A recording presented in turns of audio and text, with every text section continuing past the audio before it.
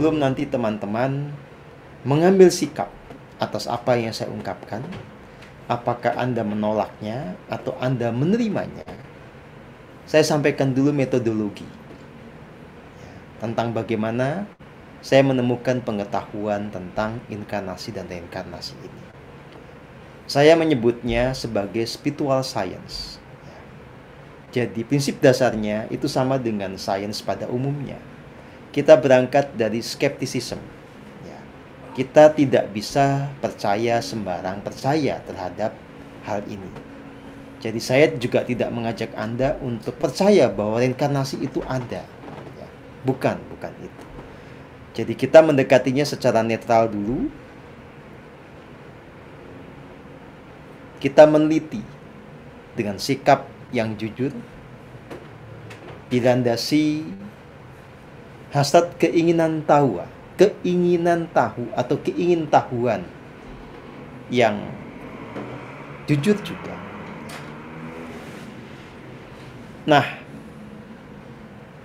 dalam netralitas, di dalam hasrat keingintahuan yang jujur itu, kemudian kita coba untuk meneliti, mengobservasi, menemukan segala fakta yang relevan terkait dengan isu ini. Dan ketika fakta-fakta itu kita bisa temukan, kita baru mengambil kesimpulan.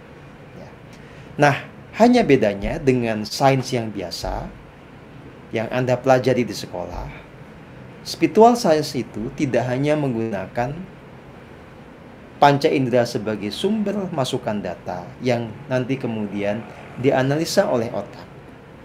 Kita juga menggunakan instrumen lain. Instrumen yang kita pergunakan di dalam proses mengungkapkan realitas tentang inkarnasi ini, itu adalah apa yang kita sebut sebagai pineal gland yang ada di otak bagian tengah. Dan apa yang kita sebut sebagai rasa sejati, yang itu kita bisa merasakan keberadaannya di ujung tarikan nafas kita. Ada di satu lokus yang sama dengan keberadaan dari sang diri sejati sebagai sumber penuntun agung di dalam diri kita.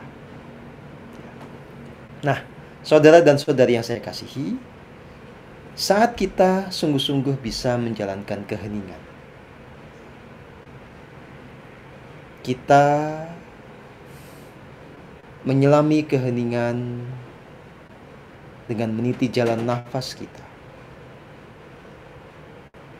Pikiran kita yang pangkalnya atau basisnya di otak itu akan terhubung dengan instrumen yang kita sebut sebagai rasa sejati. Rasa sejati itu akan menyingkap realitas, akan menangkap kebenaran yang ada di dimensi yang tidak bisa dijangkau oleh panca indera. Kalau kita bicara tentang jiwa, kita harus sama-sama jujur mengakui bahwa panca indera kita tidak bisa menjangkaunya. Coba saja, ya.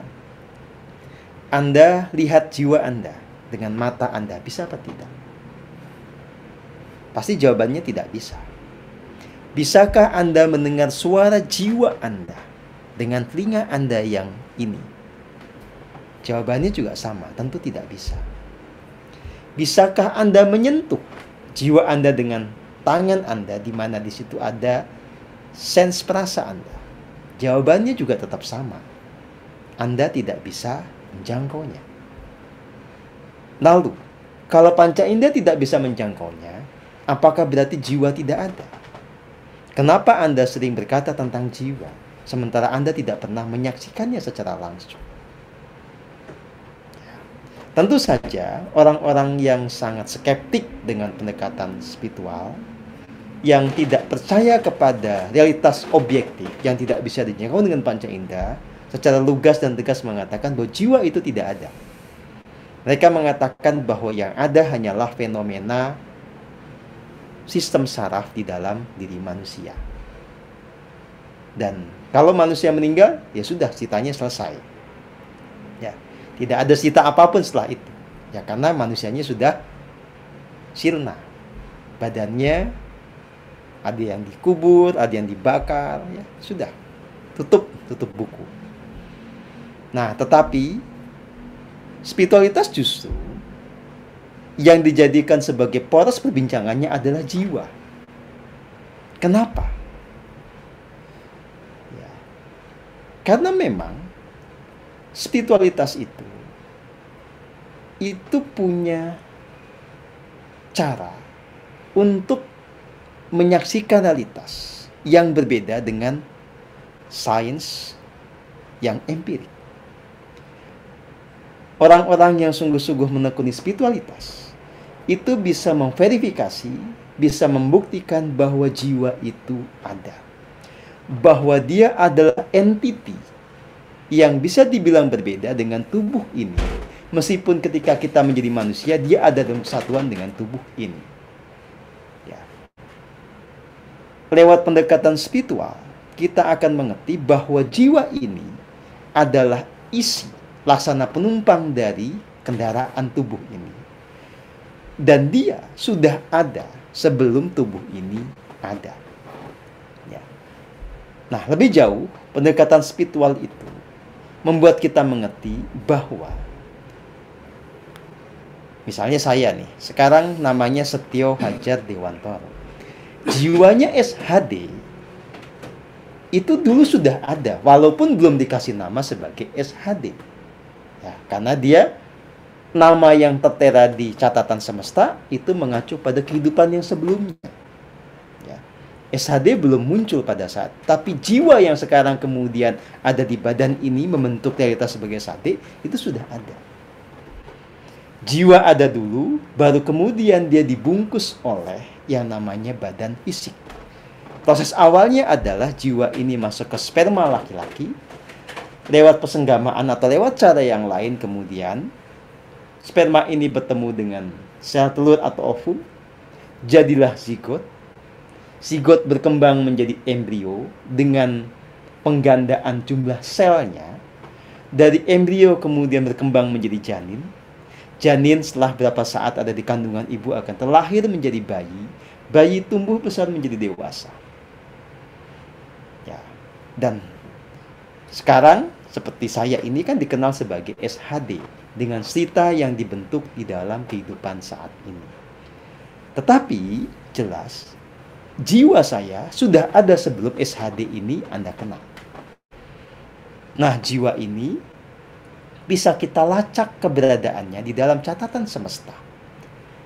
Dia pernah menjadi apa di masa apa? Dia pernah membuat cita apa di masa yang silam? Nah, saudara dan saudari yang saya kasihi, kondisi ini tidak hanya berlaku untuk saya. Ini juga berlaku untuk Anda semua. Anda saat ini adalah kesatuan antara yang material dan imaterial. Tubuh Anda sebagai representasi dari atomic world itu material. Tapi jiwa Anda itu adalah realitas energi yang itu bersifat imaterial. Nah, jiwa Anda sudah ada sebelum ada tubuh ini, ya, tubuh Anda.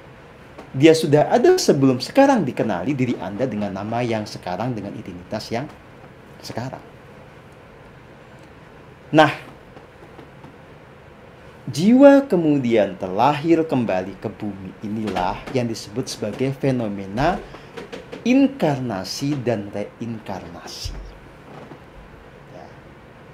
Saya menyatakan bahwa inkarnasi dan reinkarnasi ini sebagai kebenaran, sebagai sebuah kenyataan karena saya mengamatinya sendiri dengan rasa sejati saya. Saya mengkonfirmasi bahwa ini ada dan nyata. Nah, buat Anda semua yang belum bisa mendayagunakan rasa sejatinya, cukuplah bersikap netral. Anda tidak usah langsung percaya dengan apa yang saya ungkapkan. Nggak ada namanya dalam spiritualitas itu rukun iman yang kaitannya dengan reinkarnasi, bahwa Anda kalau tidak percaya Anda berdosa. Nggak ada yang kayak begitu ya. Sesuatu yang belum bisa Anda buktikan ya tidak dipaksakan untuk dipercaya. Ya. Anda hanya diminta untuk terus terbuka, membuka pikiran, membuka hati, terus menjalankan keheningan agar pada waktunya nanti bisa menyingkap realitas ini dengan pengalaman otentik Anda sendiri. Ya. Nah, netral berarti juga tidak langsung menolak. Hanya gara-gara Anda tidak bisa menjangkaunya, lalu Anda katakan, Pak Setio sih halusinasi. Ya, itu hanya cerita dongeng, hanya konsep yang tidak terbukti kenyataannya. Itu juga bukan sikap yang intelektual, itu bukan sikap saintifik. Ya. Kalau Anda memang belum mengalaminya, ya akui bahwa itu adalah keterbatasan Anda. Jangan menganggap orang lain itu sama dengan Anda, karena pengalaman kita bisa sangat berbeda. Saya mengungkapkan apa yang menjadi pengalaman otentik saya. Bahwa Anda belum mengalami, itu masalah Anda, bukan masalah saya. Jadi nggak fair kalau hanya gara-gara Anda belum mengalaminya, lalu Anda bilang, yang saya alami pasti salah. Ya. Nah, hal seperti ini, itu juga berlaku pada ranah yang empirik gitu ya. Misalnya begini, ya. Saya sudah jalan-jalan ke banyak negara Eropa. Saya cerita, ya. Di Ceko begini. Di Slovenia begini. Itu pengalaman otentik saya. Lalu karena Anda belum pernah ke sana bilang, itu ngawur lah. Saya aja nggak pernah lihat. Ya iyalah nggak pernah lihat, Anda nggak pernah ke sana. Ya. Nah, ini sama saja. Ya.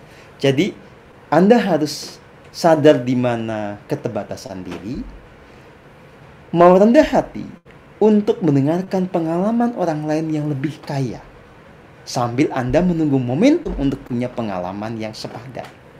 Nah, kalau nanti sudah punya pengalaman yang sepadan, ya, baru Anda kemudian mengambil kesimpulan. Ya. Jadi, ini harus saya ungkapkan dulu supaya Anda bisa menyiapkan diri menyelami isu ini dengan pendekatan yang tepat. Tidak sembarang percaya, tapi juga tidak asal menolak.